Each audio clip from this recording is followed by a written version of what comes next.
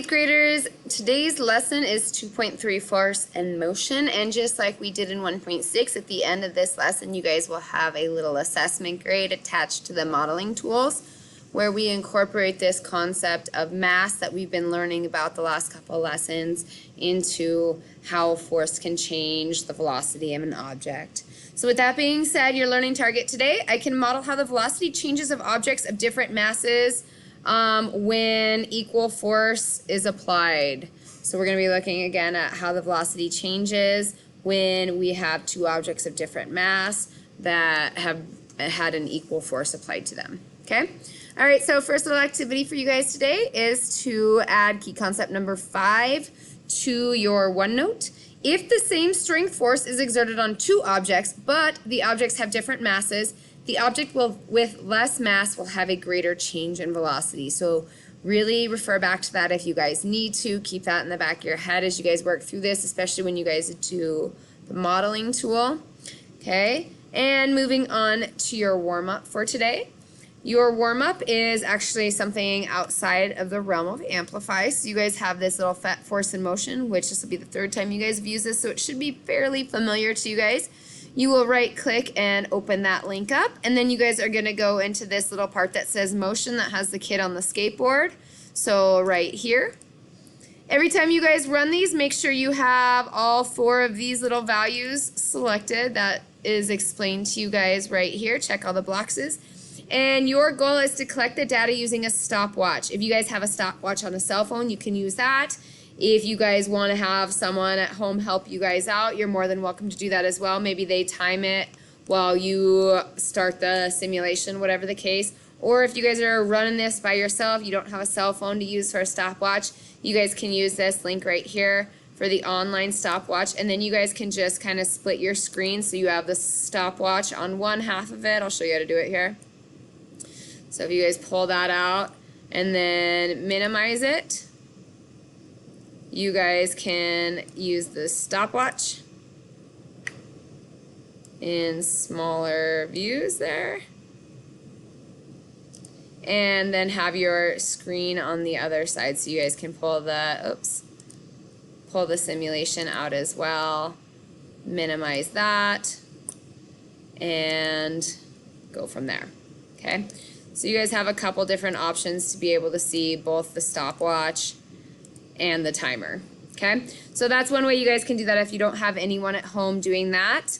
But what you guys are looking at is if you were to exert 300 newtons of force on each of these different sized objects, sized as far as mass goes, okay, mainly they have different masses, what is the time it takes for those objects to reach the maximum speed? So you guys will know it reaches the maximum speed when you have your little speedometer maxed out over here and this little guy will fall on his face. Okay, so again, you guys will add 300. You guys can pause it to start. Add 300.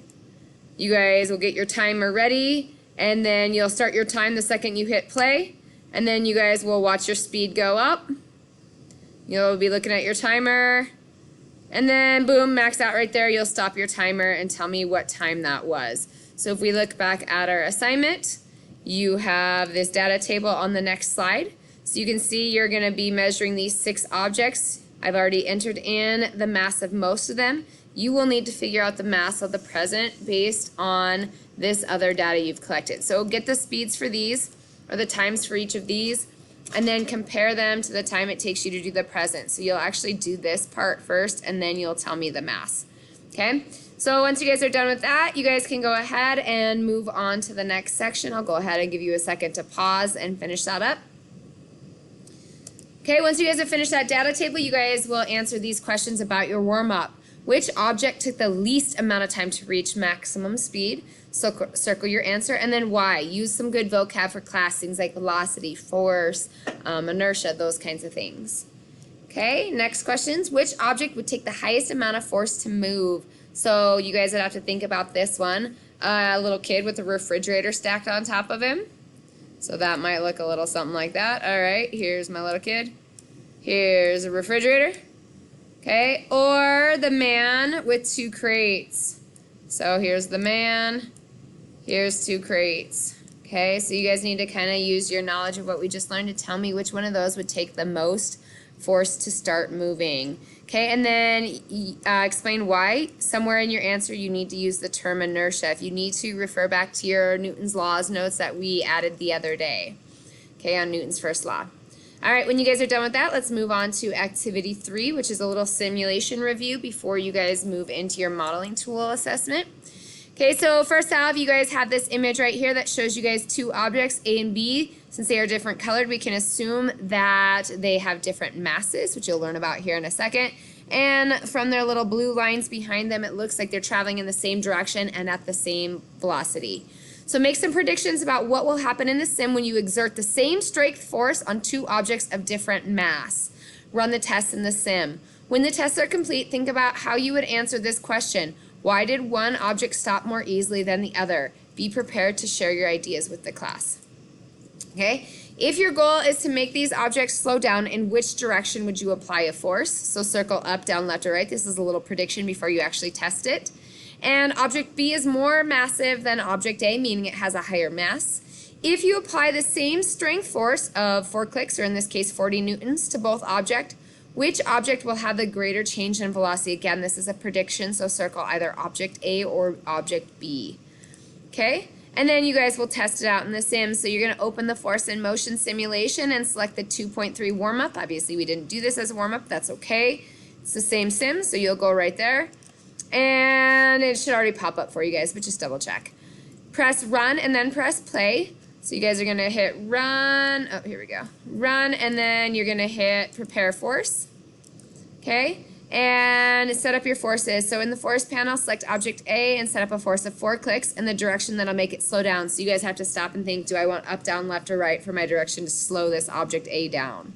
Okay? Do the same thing for object B. Remember, you're exerting the same amount of force on object B. And then you will exert your force and observe how each object's velocity changes. You will record your data right here. So what's the direction of the force that you added to each object A and object B? And what change of velocity did you see from clicking analyze and looking at this little change of velocity portion here at the end? Okay? All right, moving on to the last part of this sim. If your goal is to make these two objects stop, to which object would you need to exert more force? So you're going to kind of make a prediction, object A or object B, and then you're going to test your prediction. So test this in the sim. Again, your goal is to stop both objects. So you might have to kind of do a couple different things until you get both of those objects to stop. Okay, record the amount of force. Remember, you guys can see the amount of force that you exert on these. Hold on, let me redo that here. Okay, when you hit run and you hit prepare force, and then you guys add a force to something, I'm just going to throw that in there. And then when you guys hit analyze, remember you guys will look for that little tick mark, and it'll show you guys on the arrow how much force you've added to these. Where's it at? Why is it not showing me? Let's try that again. Oh, I forgot to hit exert force, duh. Okay, sorry, let me do that again. You guys will run it, you'll prepare your force, you'll add your force, and then you'll exert your force. And then you'll be able to see that little tick mark right here where you exerted your force. Remember, you guys can click it back and drag it and check out how many newtons of force you added to that. For each click you guys do, remember that's 10 newtons of force that you're adding. So go ahead and tell me how much force you guys added to each to get them to stop, and then the direction of that force. Okay, what direction do you have to do that to get it to stop? Okay, and then once you guys are done with that, let's move on to the activity 4, which is the modeling assessment. So what I'm assessing you guys in this is, can you guys understand how objects with different masses respond differently to forces that we exert on them? So in this activity, you will model your ideas about how a more massive and less massive pod's motion would be affected by the same strength force. So we're really going to look at, you know, what happens if we have a less massive little space pod collecting asteroids. So maybe they have less asteroid samples versus one that has way more asteroid samples. Okay, if we apply the same force to those two pods, how are they going to respond differently as far as their change in velocity? Okay, so let's go ahead and take a look at claim 1.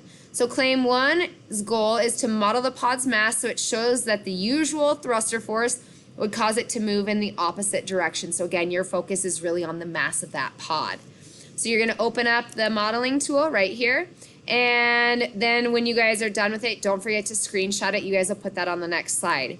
Here's some pointers for you guys. You're supposed to choose an object that represents the mass of this pod. So again, that should be the first thing you guys think of. All right, this pod just turned around and changed direction when we applied a medium force to it.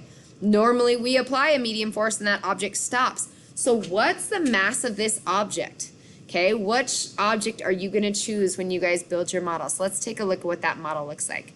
Remember, this first row up here shows us what a normal pod does. Comes in at a medium speed. It has a medium force from the thrusters applied in the opposite directions of its motion, and then that pod stops and it's allowed to dock with the space station. But again, with claim 1, we know that that thing turned around and moved in the opposite direction. So model this pod's mass so it shows that the usual thruster force would cause it to move in the opposite direction. So the very first thing you guys need to do is choose the correct puck, okay? Are you going to use this one that has a small mass? Are you going to use the one that's represented here with a medium mass? Or are you going to use this one that's represented with a large mass? Okay, so choose your puck, okay? You're going to want to model its velocity. It's coming in like normal, so this can stay here for you guys. And we know that it has the same strength force from the thrusters that it always does. So this object will also have the same thruster direction. And then the thing you guys need to think about in this last one is strictly what direction is it moving in and at what speed. So you guys are focusing on adding the pucks to all 3 of these. It should be the same puck and then including the correct velocity. So really that's what I'm looking for, is did you choose the correct puck size and did you show the correct after force velocity? Okay, once you guys are done with that, you guys can screenshot. You really only need to screenshot this little portion right here is all I really need. This one you didn't have to do anything to, and this is just your word bank. So this is what I need to grade right here. Okay, then you guys will screenshot that right in on slide 14. Okay, and finally, you guys will do the same thing for claim 2. So remember, with claim 2, what we know is it wasn't the thrusters that were the issue, but something just slowed that pod down instead of stopped it. So it kept moving. With that being said, this is before the collision happens. So you guys will open up the claim 2 modeling, and you will do the same thing. You guys are gonna first select the correct puck. Again, we know that puck was moving in at a medium speed. The thrusters fire the same force as they always do, so medium force. So choose the correct puck for all 3 of these. Again, it should be the same size puck, either small, medium, or large in mass. And then the other thing I'm looking for, other than did you choose the correct puck, is do you guys model the correct motion of this after the thrusters fired? So remember, with this one, we assumed it only slowed down, and then eventually, which you guys aren't modeling in this, it hit the space station and bounced off. So directly after the thrusters fired on this, what's the motion of that pod? Okay, that's what you guys should represent in this last box here. Again, screenshot, I only need this part. Go ahead and copy and paste that right here. And then you guys can go ahead and do your warm-up for the day. Any questions, yes or no? If yes, type them below. And finally, hand it in. I hope you guys are having a good day, and I'll talk to you soon. Bye.